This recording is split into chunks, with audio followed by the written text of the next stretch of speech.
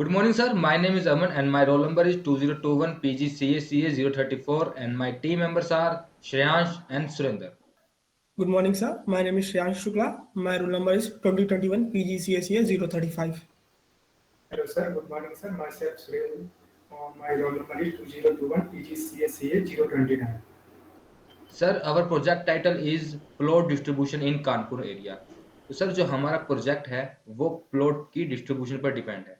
वो यूजर्स के चॉइस के ऊपर है कि यूजर्स को किस रीजन्स में, किस नगर में, किस कॉलोनी में कितने स्क्वायर फीट का एरिया उसको चाहिए, वो हमारा प्रोजेक्ट उसको प्रोवाइड करा देगा इजीली।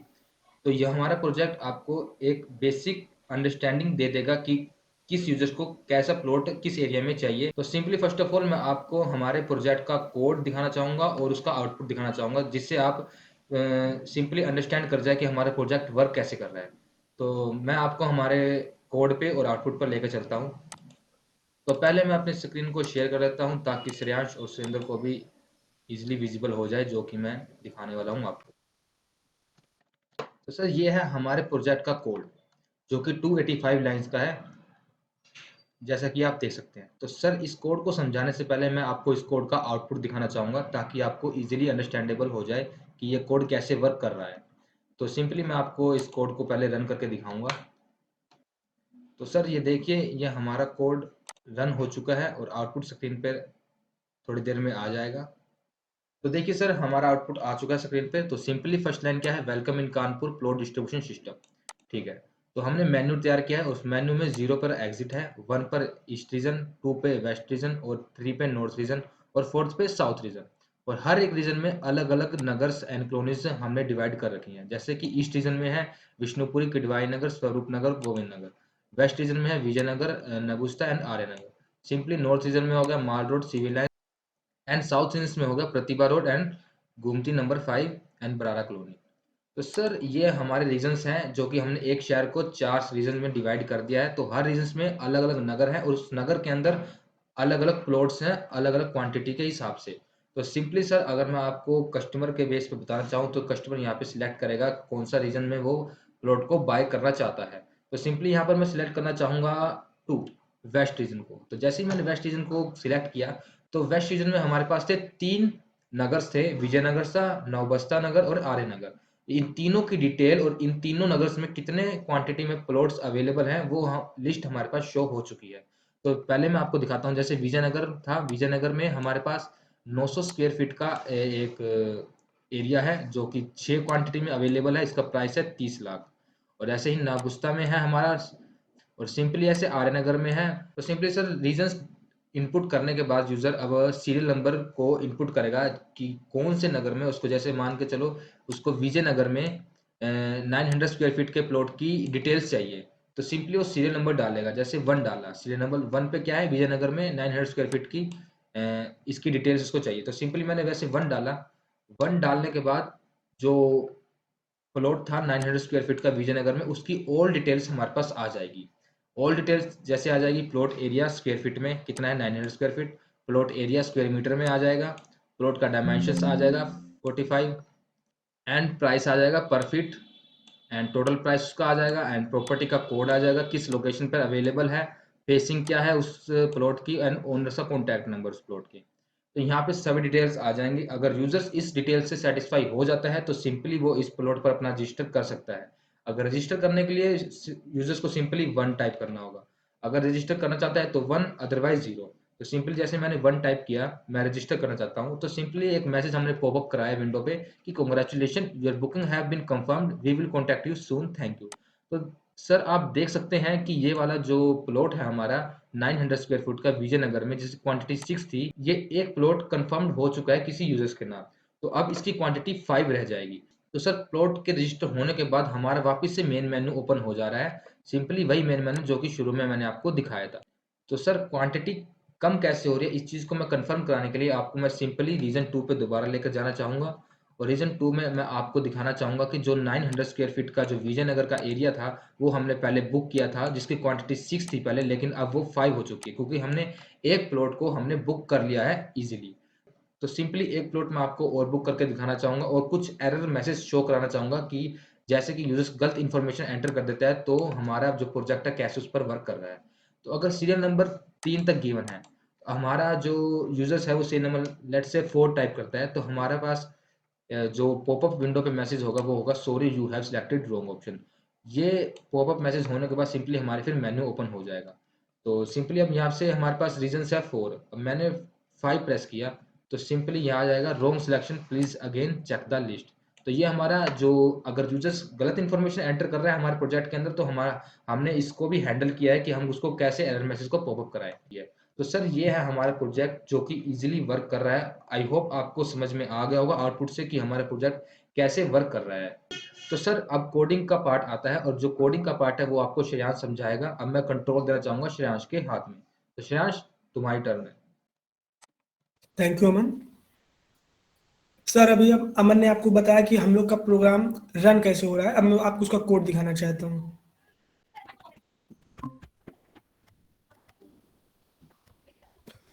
सर सबसे पहली line hashtag include bit slash standard C plus plus dot H, ये लाइन हम लोग के कोड में हम लोग को जितनी भी हेडर फाइल्स की ज़रूरत होती है, ये लाइन हम लोग को सारी हेडर फाइल्स केवल एक लाइन में दे देती है। दूसरी line using name space STD, हम लोग को जितने भी स्टैंडर्ड इनपुट आउटपुट लेने के लिए हम लोग इस लाइन का यूज़ करते हैं। ये हम लोग का एक स्ट्रक्चर बना है str1, इसमें हम लोगों ने डिफरेंट वेरिएबल्स लिए। As we know structure is a set of different type of variable. ये साइज वेरिएबल है जो प्लॉट का साइज शो कर रहा है। ये प्राइस है जो प्लॉट का प्राइस बताएगा। ये पीपीएफ हमारा पर स्क्वायर फीट में क्या प्राइस है, प्राइस पर फुट। ये हम अवेलेबल हमारे पास कितने प्लॉट्स अवेलेबल हैं, ये प्लॉट की लेंथ क्या है, प्लॉट की विड्थ क्या है, प्लॉट का एरिया क्या है, ये एसटीआर शो कर रहा है। प्लॉट का कोड क्या है, ये कोड शो कर रहा है। प्लॉट किस फेसिंग में, ईस्ट वेस्ट नॉर्थ साउथ, ये फेसिंग शो कर रहा है। और प्लॉट ओनर का फोन नंबर क्या है, ये पीएच शो कर रहा है। ये हमारा एक डिटेल फंक्शन है जो भी हम आगे समझाएंगे। ये हमारा डिफरेंट क्लासेस बनी हुई है।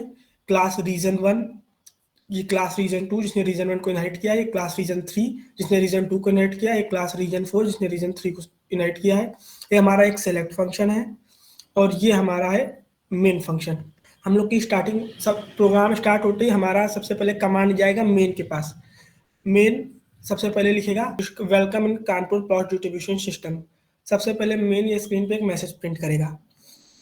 उसके बाद हमारा कंट्रोल जाएगा सेलेक्ट फंक्शन के पास। मेन की वर्किंग इतनी है। उसके बाद जैसे ये सेलेक्ट फंक्शन के पास गया, सेलेक्ट फंक्शन ये ऊपर जो 4 क्लासेस बनी हुई है, रीजन 1, रीजन 2, रीजन 3, रीजन 4, और लास्ट क्लास है रीजन 4 जिसने सारी क्लासेस को इनहेरिट किया है, इसका एक स्टैटिक ऑब्जेक्ट बनाएगा। ऑब्जेक्ट हम लोगों ने स्टैटिक इसलिए बनाया है क्योंकि अगर हम कुछ चेंजमेंट करते हैं तो चेंजमेंट एट लास्ट तक पूरा परमानेंट रहे। हम लोग बार बार सेलेक्ट फंक्शन कॉल करेंगे बीच में तो बार बार नया ऑब्जेक्ट ना बने, वो चेंज बार बार हम लोग का चेंजमेंट जो हम लोगों ने किया है वो वापस जीरो से इनिशियलाइज हो जाए। इसलिए हम लोगों ने उसको स्टैटिक बनाया ताकि हम लोग का चेंज परमानेंट रहे। उसके अंदर सेलेक्ट फंक्शन में हम लोगों ने सबसे पहले यूजर को हम लोग का रीजन हम लोगों ने सबसे पहले यूजर को शो किए। हम लोग सबसे पहले यूजर से पूछेंगे सेलेक्ट अ रीजन, आपको किस रीजन में अपना प्लॉट लेना है। यूजर अपना एक रीजन बताएगा N1। अगर यूजर कोई भी रीजन सेलेक्ट नहीं करना चाहता तो 0 डालेगा तो हम लोग एग्जिट हो जाएंगे। अगर वो 1 2 3 4 में आएगा वो वाला कोड रन करेंगे। और या फिर अगर यूजर ने गलत डाल दिया है तो हम लोग यूजर को एक मैसेज प्रिंट करेंगे wrong selection please check the list, और फिर से हम लोग ये फंक्शन कॉल करेंगे जैसा कि भी अमन ने आपको थोड़ी देर पहले दिखाया था। अब मान लीजिए यूजर ने सेलेक्ट किया 2, यूजर वेस्ट रीजन में देखना चाहता है विजयनगर, नवस्ता और आर नगर में। तो हम लोग सबसे पहले आएंगे इफ N1 बराबर 2 वाली कंडीशन पे और हम लोग R1 से शो डिटेल्स 2, ये शो डिटेल्स 2 क्लास रीजन 2 नाम की क्लास का एक फंक्शन है। शो डिटेल्स 2 फंक्शन हम लोग कॉल करेंगे। हमारा एक्सेस जाएगा रीजन 2 के पास।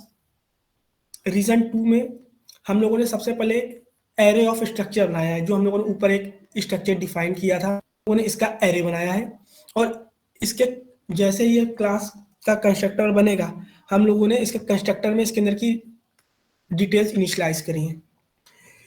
तो हम लोग R1.showDetails2 में जाएंगे तो इसके अंदर यूजर को हम लोग बेसिक डिटेल्स दिखाएंगे। अगर यूजर उसमें से कुछ इंटरेस्टेड होगा तो हम लोग यूजर से पूछेंगे select a serial number for more details. User डालेगा नंबर N2 में और हम लोग फिर R1.fullDetails नाम का फंक्शन कॉल करेंगे और उसमें n2 as a parameter pass करेंगे कि n2 वो सीरियल नंबर है जिसकी हमें फुल डिटेल्स चाहिए। हमारा कंट्रोल फिर क्लास 2 में जाएगा, रीजन 2 नाम की क्लास में जाएगा, यहाँ पे फुल डिटेल्स नाम का फंक्शन है। अगर यूजर ने सही सीरियल नंबर सेलेक्ट किया है तो रीजन 2, रीजन 3, रीजन 1, रीजन 4 सबके लिए सेम वर्किंग है। उसके लिए फिर हम लोग एक डिटेल फंक्शन कॉल करेंगे। एंड आई होप यहाँ तक मैंने जो समझाया सर आपको समझ में आया हो। अब आगे की डिटेल्स सुरेंद्र आपको समझाएगा। Thank you sir.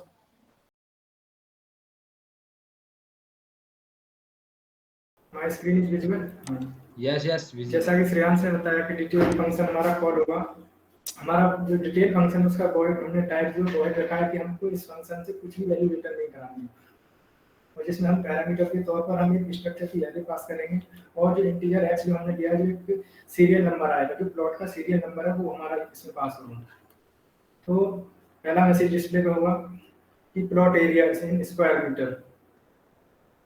जैसे जो एरे की इंडेक्सिंग होती है वो 0 से 1, इसलिए हमने x-1 लिया है। इससे इसमें हमारा प्लॉट का साइज दिखाई देगा। फिर आता है प्लॉट, दूसरा मैसेज आता है plot area in square metre, क्योंकि हमारा जो प्लॉट का एरिया है वो स्क्वायर मीटर में कितना है। फिर अगला नेक्स्ट मैसेज आता है प्लॉट डायमेंशन, क्योंकि हमारे जो प्लॉट है हमारा उसकी लेंथ और जो विड्थ है वो कितनी है। फिर अगला मैसेज आता है कि जो प्लॉट का हमारा जो एरिया है वो पर फीट में उसका प्राइस कितना है, प्लॉट पर प्राइस। फिर नेक्स्ट मैसेज आता है टोटल प्राइस, जो हमारा जो यूजर ने जो सिलेक्ट किया है प्लॉट उसका टोटल प्राइस कितना है।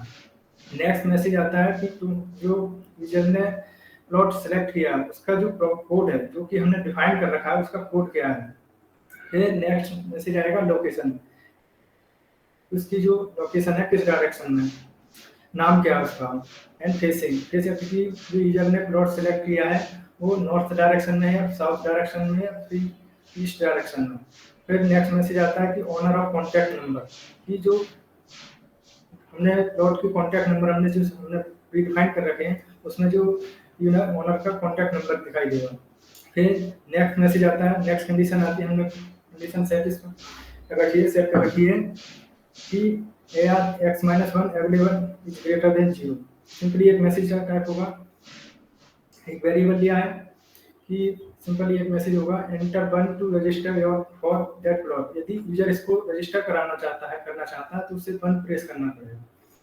यदि इफ एज इक्वल टू 1, यदि 1 प्रेस हो जाता है, यूजर जो हमने सेट कर रखी है कि यूजर अगर कंफर्म करता है प्लॉट को तो जो हम 1 प्रेस करेगा। यदि 1 प्रेस करता है तो congratulation your booking has been confirm, यानी कि जो 1 प्रेस करता है उसकी जो बुकिंग है वो कंफर्म हो जाती है। और नॉट अवेलेबल, और जो टोटल क्वांटिटी थी हमारी प्लॉट की वो 1 से डिक्रीज हो जाएगी। यदि ये सारी कंडीशंस नहीं सेटिस्फाई नहीं होती हैं तो यदि दूसरा एल्स कंडीशन पे आते हैं कि sorry you have been enter wrong data. And ये मैसेज पे आते हैं इससे इसकी जो एल्स कंडीशन है यहाँ कि जो हमारे पास प्लॉट अवेलेबल थे वो पहले ही सोल्ड हो गए और फिर भी उस यूजर उसे परचेज करना चाहता तो ये मैसेज प्रिंट होगा स्क्रीन पर, sorry here all plot have been sold out, जो कि स्क्रीन पर मैं आपको दिखाना चाह रहा हूँ। आगे का जो कोड है वो इस तरह से आता है। जैसा कि श्रेयांश ने बता दिया कि else if equal to n equal to 2 अगर प्रेस करता है तो ये आता है R1 full details function call होगा। फिर मैं वापस से फॉर लूप पर आता हूँ, क्योंकि हमने डैश प्रिंट इसलिए करा है कि जो हमारा जो डिजाइन है प्लॉट की जो हमने सेट कर रखे हैं कि प्लॉट का नाम जो कि हमारा डेकोरेशन के लिए हमने डैश यूज किया है। फिर ये वापस से मैसेज प्रिंट होगा स्क्रीन पे कि welcome in Kanpur play distribution. Select function वापस से फिर कॉल होगा, फिर वापस सेलेक्ट फंक्शन पे जाते हैं। ये वापस से ये मेन्यू वापस से स्क्रीन पर दिखाई देगा जब तक कि यूजर सेटिस्फाई नहीं हो जाता है या कंफर्म बुकिंग नहीं कर देता है या एग्जिट कर देता है। और ये हमारा कोड ये इस तरह से मैंने आपको कोड समझा दिया होगा सर, तो इसलिए आपको सर इजीली समझ में आ गया हो। थैंक यू सुरेंद्र, बड़ा अच्छा बताया तुमने और श्रेयांश ने। आई होप सर को अंडरस्टैंड हो गया होगा कि हमारा प्रोजेक्ट कैसे वर्क कर रहा है, कैसे उसका आउटपुट वर्क कर रहा है। तो सर अब मैं इस वीडियो को वाइंड अप करना चाहूँगा। मैं इस प्रोजेक्ट को शॉर्ट वर्ड्स में आपको समझाना चाहूँगा, एक बेसिक ओवरव्यू देना चाहूँगा कि आपको इजीली दोबारा से अंडरस्टैंड हो जाए कि ये प्रोजेक्ट कैसे वर्क कर रहा है। तो सर हमारा जो प्रोजेक्ट था उसके अंदर हमारे पास 4 रीजन्स थे। North, west, east, south. तो ये जो चारों रीजन्स हैं, ये चारों रीजन्स की हमने एक क्लास क्रिएट किया है और हर क्लास एक दूसरे को इनहेरिट कर रही है। जैसे ईस्ट है, ईस्ट बेस क्लास है, फिर वेस्ट है, वेस्ट ने ईस्ट को इनहेरिट किया, फिर नॉर्थ ने वेस्ट को इनहेरिट किया, फिर साउथ ने नॉर्थ को इनहेरिट किया। तो इस हिसाब से हमारा जो स्ट्रक्चर है वो चल रहा है और इसके अंदर हमने क्लासेस यूज़ की हैं, स्ट्रक्चर यूज़ किया है एंड स्टैटिक कीवर्ड यूज़ किया है एंड इनहेरिटेंस यूज़ की है। तो बहुत सी ऐसे C++ की हमने फंक्शनैलिटी है जो कि हमने इस प्रोजेक्ट में यूज़ किया है। तो सर ये है हमारे प्रोजेक्ट जो कि हमने आपको ईजी वे में समझाया। आई होप आपको समझ में आ गया होगा। हम उम्मीद करते हैं कि आपको यह प्रोजेक्ट समझ में आ गया होगा। सर अब हम इस वीडियो को एंड करते हैं। Thank you sir, have a nice day. Thank you sir, have a nice day. Thank you sir, have a nice day.